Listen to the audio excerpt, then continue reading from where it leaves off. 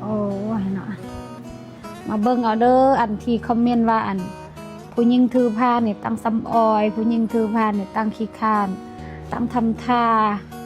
โอ้ยจุเจ้าเอ้ยลองมาถือเบิ่งเด้อก่อนสิว่าก็นอนแต่ละมื้อหั่นน่ะว่าสินอนได้คือนอนจังสิตึบเนาะมึนระเบืองนี่ก็ได้ปีนมาจังสิมันนอนง่ายบ่ได้เด้แล้วก็เองเคยเป็นคนโตน้อยตัวน้อยๆแล้วพอทำมาโตใหญ่จังสินะพี่น้องมันนอนยากนอนละมึนหมดอันนี้นะมึนปุ๊บแล้วบัดนี้เมื่อยแล้วมื้อนี้นะลองให้ไอ้อุ้มเฮ็ดแบบนี้เบิ่งค่อยสิลองนอนเบิ่งแล้วเวลาลุกขึ้นก็ยากแล้วได้ลงไปค่อยๆเฮ็ดจังซี่แล้วก็ลุกขึ้นจังซี่มันบ่แม่นว่าถือผ้าแล้วซ้ำอ้อยก็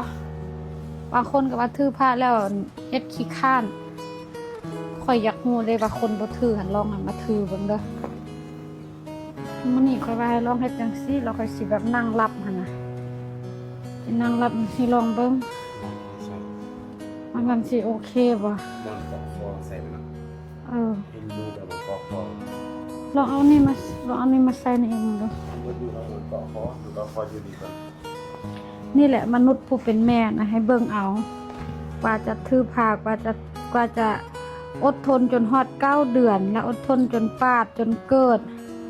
บางที่ร่างกายตัวเองก็พังเลยก็กลายเป็นขี้ร้ายบ่งามไปเลยก็เสียสละเพื่อลูกความฮักของแม่เนาะมันยิ่งใหญ่อีหลีใดแล้วก็อย่าสู้ห้ามเม่นจักเทื่อจังซี่นะ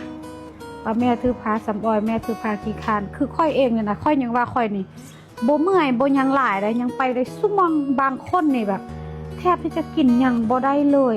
แทบที่จะแบบย่างกันยังสิย่างบ่ได้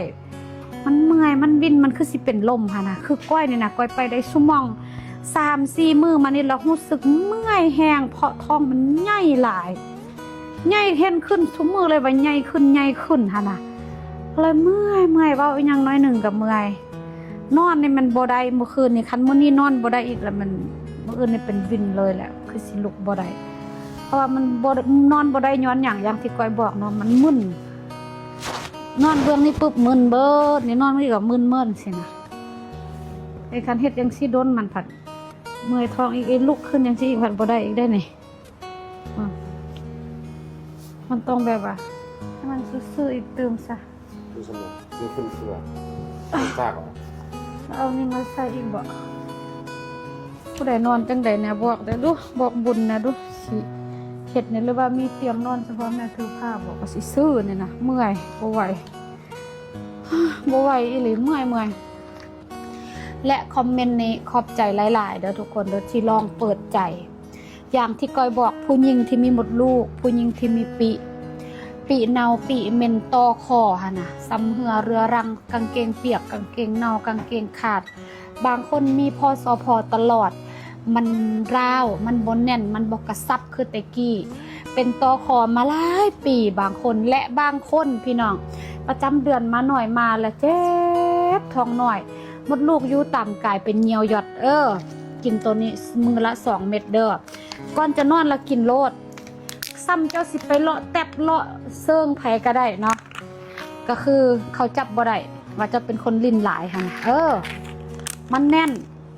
อันนี้ล้างค่าเสือลาเด้อผู้หญิงผู้ชายผู้น้อยผู้เฒ่าแม่ถือผ้าล้างได้ล้างบ่คักล้างบ่หอมล้างบ่เย็นบ่เอาเงินก่อนจะมีพสพกะล้างมีพสพแล้วกะล้างแม่ถือผ้าแบบนี้เป็นหยังคือบ่มีต่อคอบางคนเป็นต่อคอหนักทั้งเม่นทั้งคันทั้งแสบล้างตัวนี้เด้อเจ้าจะบ่เป็นเพราะมันค่าเสือลาเซตนี้คักอีหลีเด้อพี่น้องเด้อคักแห้งเมื่อยที่ให้แล้วค่อยคันมื้อนี้บ่ได้นอนนี่มันบ่คือตอนนั้นคันว่าเฮาอ้วนซื่อๆแล้วเฮาบ่มีลูกในท้องก็เป็นอีกแบบนึงก็